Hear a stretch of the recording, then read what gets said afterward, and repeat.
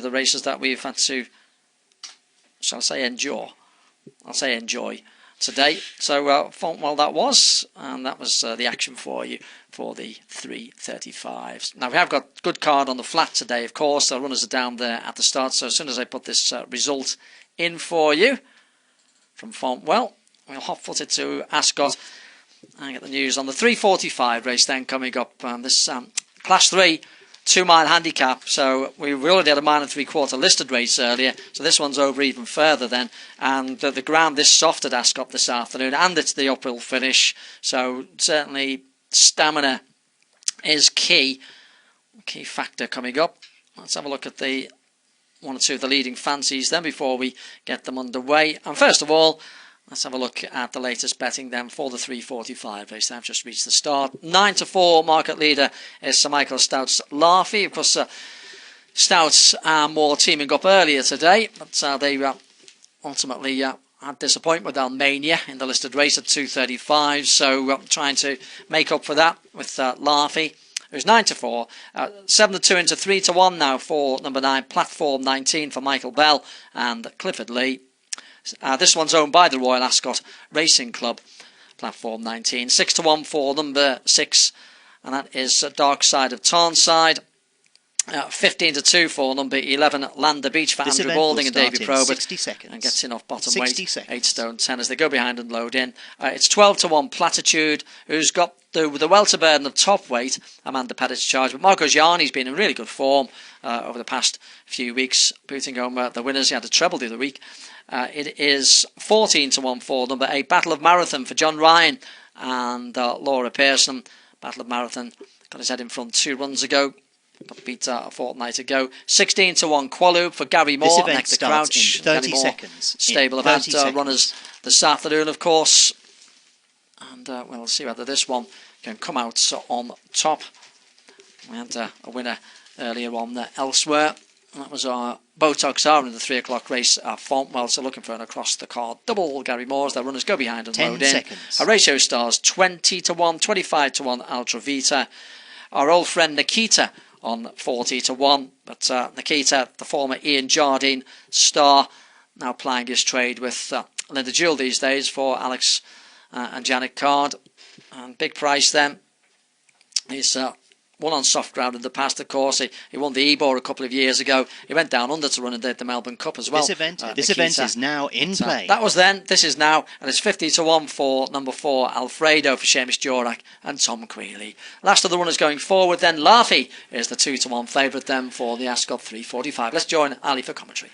All in and away they go, heading up the home straight initially towards the post, and it is Ultra Vita who's straight onto the pace, rousted along a little bit by Ryan Tate, but got the advantage in the very early stage. From out a bit wider, sticking wide at the moment, Horatio Stars, now coming to dispute and indeed perhaps just go on, heading up towards the winning line then. So Horatio Star leading Ultra Vita.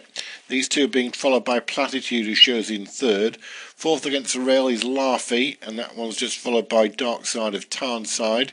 Behind that one is Qualoob, as they now pass the post and have a circuit ahead of them for this Gordon Carter handicap, and leading the way Horatio Star under Tom Marquand.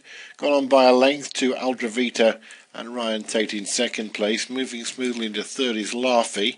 That's gone ahead of Platitude fourth. Then a small gap to Dark Side of Tarnside. And on the rail then Platform 19 is on a 5-timer. Was more or less right in the middle of the pack at the moment. They're fairly well stretched out. Following Platform 19 is Qualoob. There's a gap then to the others who are headed by Alfredo. And the back marker at this point is Battle of Marathon, and that's quite some way off the leaders. They being Horatio Star and Ultra Vita. Just a half length between them as they come down towards the halfway stage of the contest. In third position then, towards the inside races at Laafy. That just ahead of, in fourth place then, Platitude. Platitude being followed by Platform 19, whose pristine white Royal Ascot Racing Club colours are somewhat muddied back on the inside of Qualoob, as they start to bunch up a little bit heading towards this turn, and they've got around about 5 furlongs just over that to run from here. and it's Horatio Star with a lead of a length to Ultravita in second place. Third then towards the inside is Laafy, who's been travelling pretty smoothly up to this point. Platitudes on that one's shoulder. Then comes platform 19, who's followed closely by Dark Side of Tarnside. Not a great deal of changing of the orders from the first furlong. Beginning to move from the back of the field is old Nikita, has gone past a couple, looks to be travelling very strongly, but some way off the pace at the moment. They just start to quicken up slightly here. Horatio Star being pressed on the inside by Ultravita. Plenty of room for Laafy, who's getting into it, travelling with a lot of purpose. They're all racing off the rails at the moment. And it seems certainly that Tom Marquis has decided he wants to be as wide as possible as he comes on towards this home turn. So Laafy's moved up on the inside of Ultravita. Horatio Star still there towards the outside. They're being followed by Platitude, and then Dark Side of Tarnside. Behind the platform 19's being scrubbed along. Kaloob alongside that one. Battle of Marathon has passed 1 or 2. Still right at the rear is Nikita, although still travelling well, but they're heading into the home straight. Quite a few have got chances. Ultravita driven, got a narrow lead. Laafy pressing under Ryan Morneau towards the inside. That's being pursued by Dark Side of Tarnside. Behind that one is Platitude. Platform 19, having been flat to the boards, is now running on. Laafy's hit the front now, approaching the final furlong. Platitude coming through in the centre of the track to challenge. In between those, Dark Side of Tarnside's got every chance, and these three have now gone clear from the back of the field. Nikita is trying to charge. Also, Lander Beach from miles back is absolutely charging home. Up front, it's Dark Side of Tarnside. Lander Beach is eating up the ground. Can it get there? Dark Side of Tarnside, yes. Lander Beach puts his nose in front on the line from Dark Side of Tarnside, and they've come well clear. I think possibly Platitude stuck on for third.